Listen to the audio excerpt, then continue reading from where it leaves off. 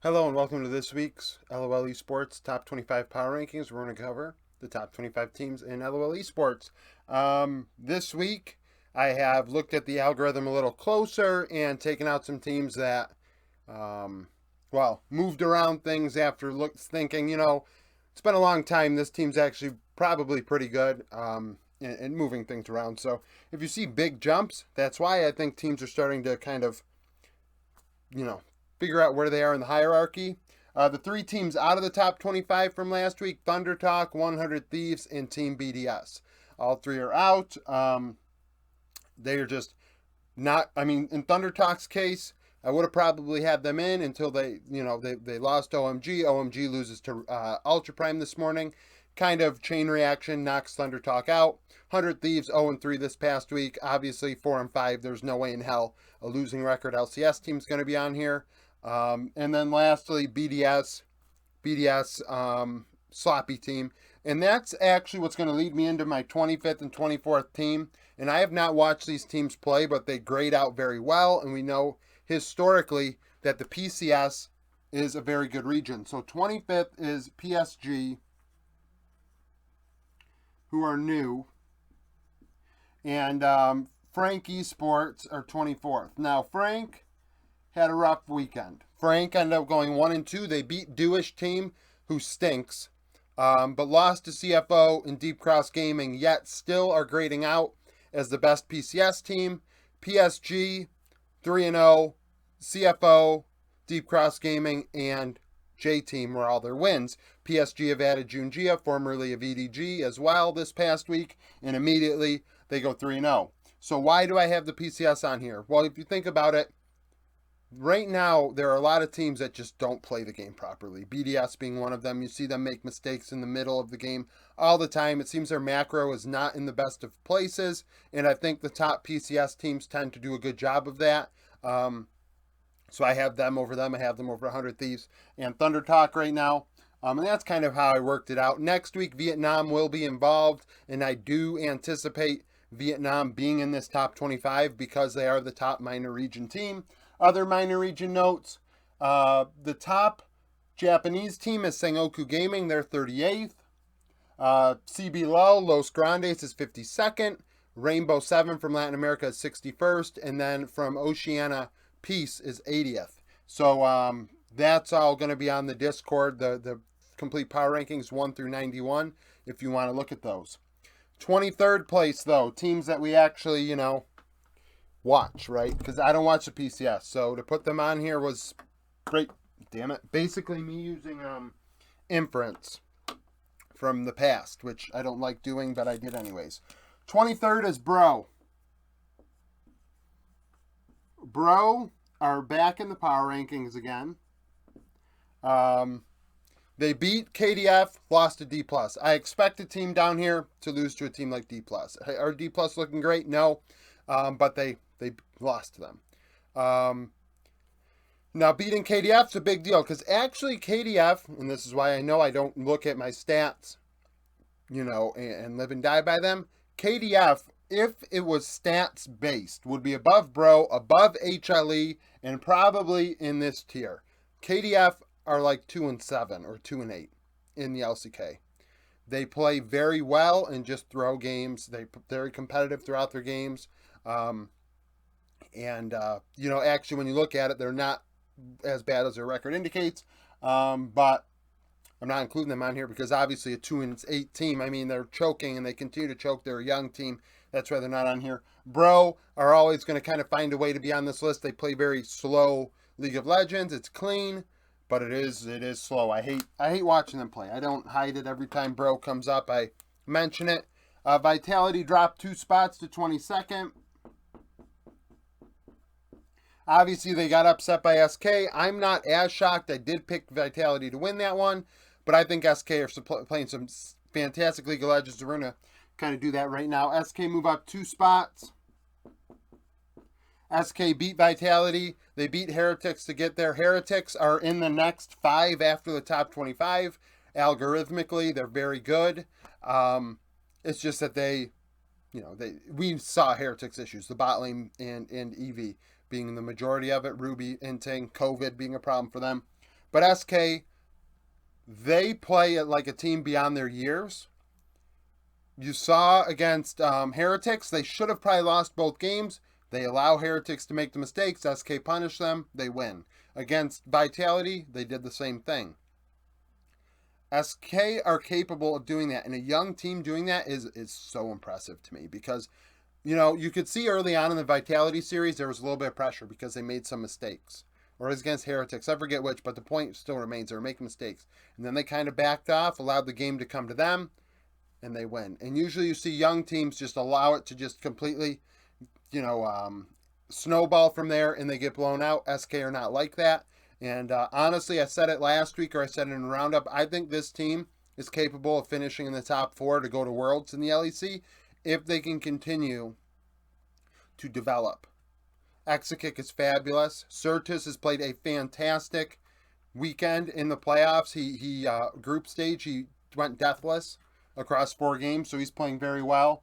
And Marcoon's, making it so that you have to ban as Elise and Sejuani. So I really like what SK is doing right now. 20th is EG. EG went 3-0. They moved up 2 spots. 100 Thieves, Immortals, and TL. Pretty damn good week, I'd say so, huh? Obviously, Immortals is an easy win, but 100 Thieves, we're in the top 25. They're a middle range team. You cannot take them for granted, but we are finding out that 100 Thieves aren't that great. So, they're a team they just can't sleep on. If you play your best, you'll win. TL, similar situation. TL is really underperforming. If you kind of just do your job, you'll be fine. EG did that. 19th is Koi. Koi did not move. They lost to G2. I expect Koi. I wouldn't be shocked at all to see Koi and G2 play again next weekend. I believe that's how that goes. I'm not sure exactly how the playoff system works, to be honest with you. But Koi, 3-1. But honestly, game 3 they won, and then game 4 they were very competitive. Some itemization problems, some draft problems, but they were very competitive. Game 2 obviously was a complete disaster, but I still think Koi's a top 25 team. They looked a lot better in the playoffs than they did during best of ones. And maybe that's just what they are, right? They're a best of 1 team. 18th is HLE, moving up 6 spots. HLE take care of business against 2 garbage teams in DRX and Nongshim. We're seeing them put together a couple good weeks here. And maybe they're coming into form and becoming the HLE we thought they would be. In that, originally, obviously, people thought they could be second, me included. I think that was in the cards, 3rd place. But now they're getting into that 4th through 6th territory with Sandbox, D+, HLE. So, and KT, frankly, with their record. And so, yeah, HLE starting to right the ship now in 18th place. Make sure I am recording. It would have been late to figure that out, but I am. 17th, C9, they didn't move. Originally, actually, when I was looking at the stats, C9 are down here, actually, around where Heretics are, statistically. But they went 3-0. They're still 7-2. They're finding ways to win, and if you find ways to win, you're on the board. Watch them play, obviously, Berserker and Sven. Very good. They had some hiccups against TL, but otherwise dominated Dignitas and Immortals. I expect C9 to continue to be on this list. I did think C9 had a very good chance of winning Spring, and I still think that they have a solid chance at that, and I doubt they fall out of the top 25 anytime soon. 16th is IG, dropping 7 spots.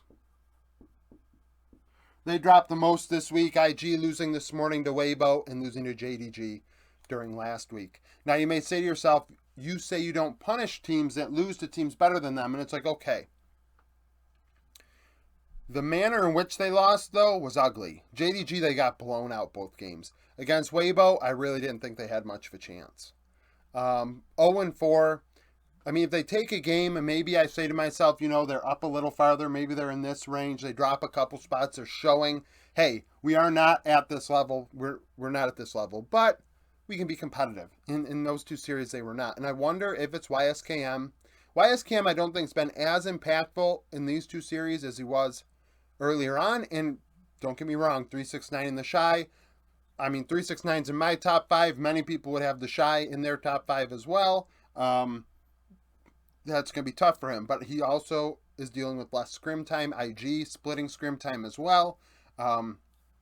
This patch is finally coming to an end for IG. Expect that video tomorrow where I go over 13-1A. Finally, all 4 regions played on it, but LPL's finally done with it, so I can recap that, put a bow on it. So the LPL might really shake up now with the patches changing.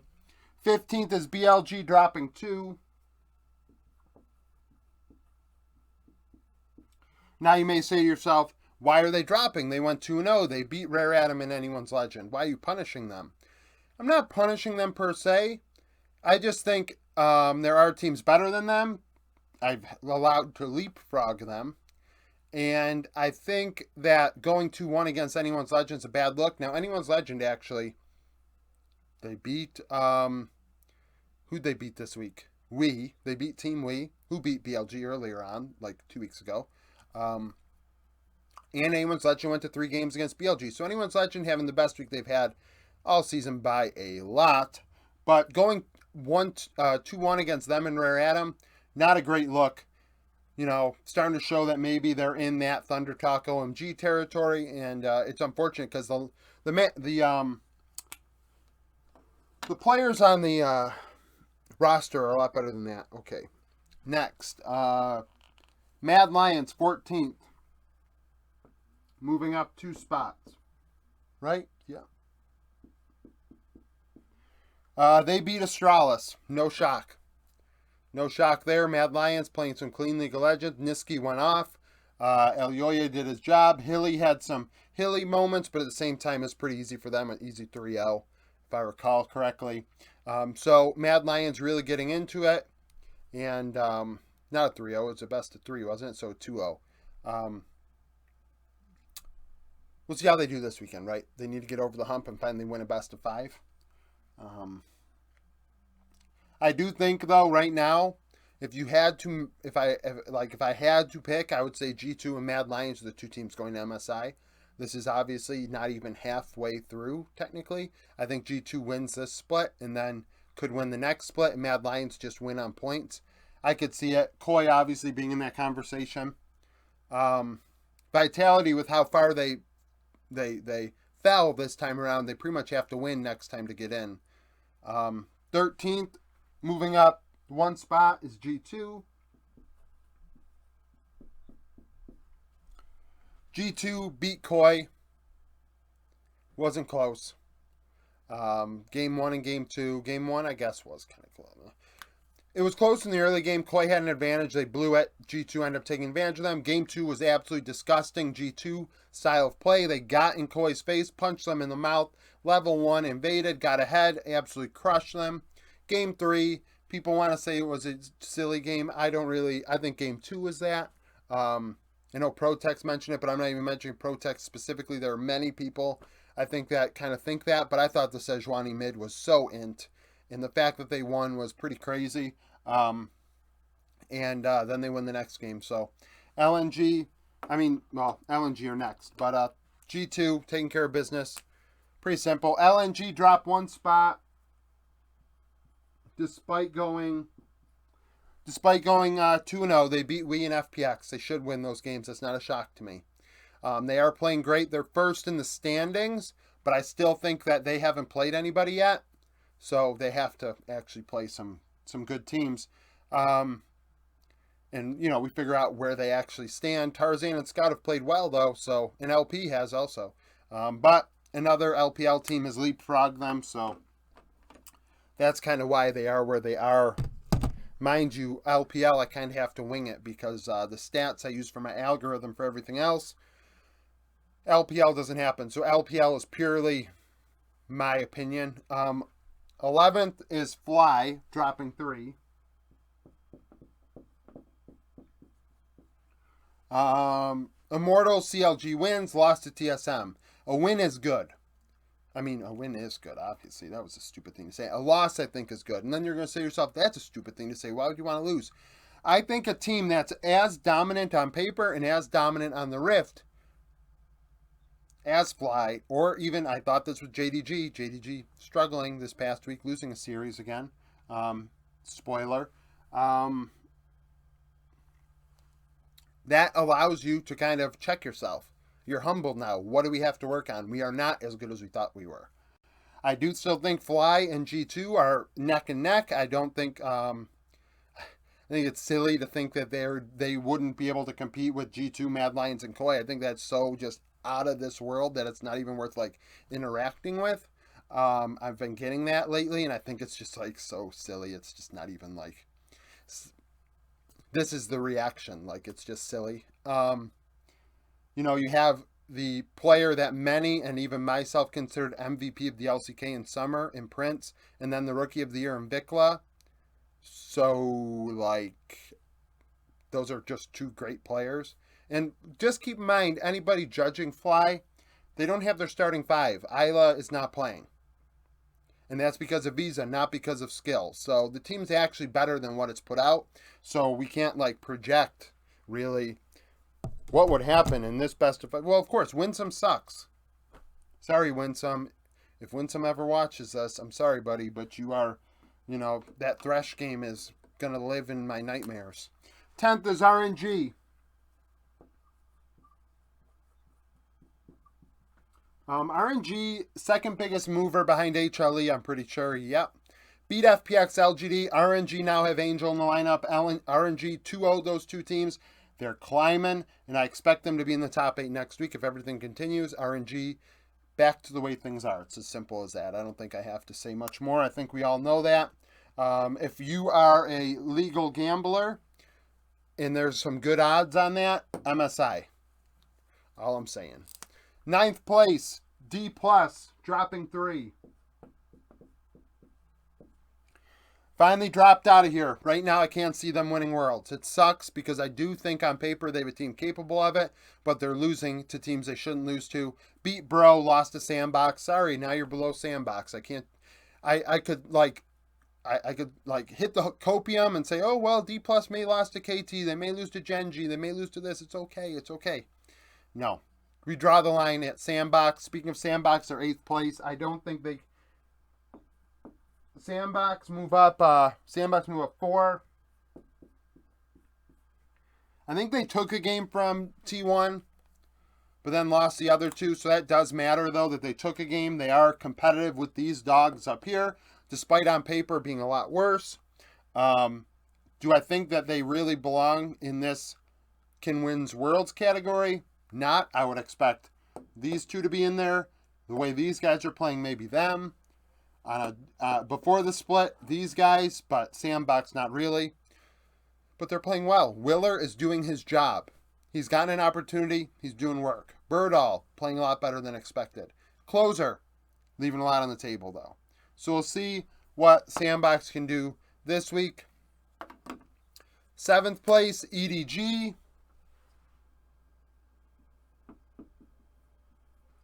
EDG moving up 3.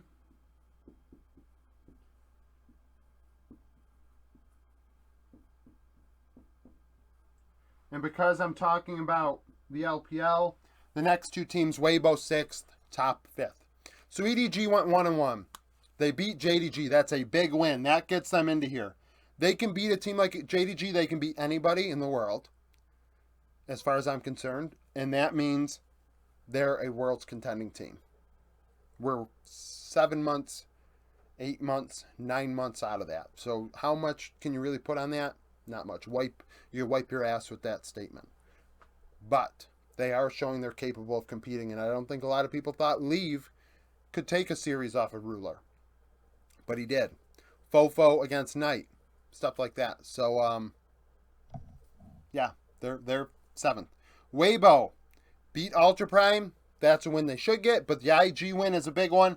That moves them up to 6th, and that makes them, solid. But I still have Top above them. Despite Top losing to Weibo, Top are a hell of a lot more consistent. And I don't think anybody can deny that. The top lane is the reason why. So, they beat EDG, which is a team that was, 10th. That's a big win. Now, that did make me kind of hesitate. Did I want to put them here? Yes. But I think KT, which is next on the list here, KT are going to make our case for us themselves, where they're going to be. KT beat DRX and Nongshim. KT have to play D+ tonight. And then I don't know if it's T1, Gen G, or Sandbox, but they play another tough, one of the good teams again at the end of the week. So it's going to be put up or shut up time for KT. A couple weeks ago, they did that against Gen G and D+. We'll see if they can do that again. If they can, we're getting into here. If they can't, maybe they drop a bit. We'll see what happens with that. But KT beat the teams they need to beat, and BDD looked very good against Nongshim. Third is JDG dropping 1.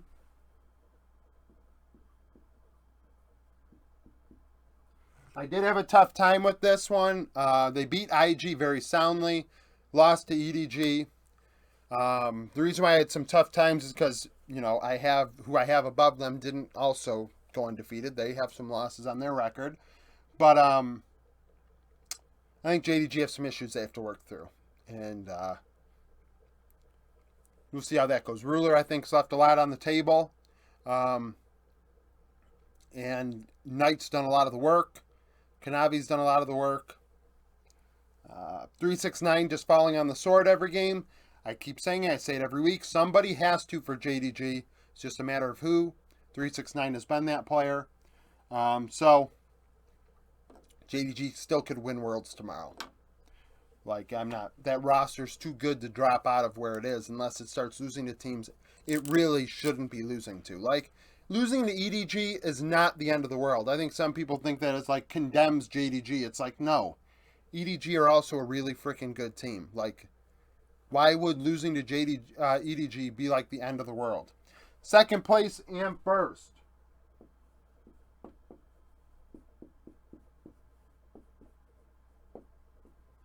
Gen G second, T1 first. Gen G beat KDF, lost to T1. T1 beat Sandbox and Gen G. So T1 open up their advantage. I think they're 2 games up now on everybody in the LCK.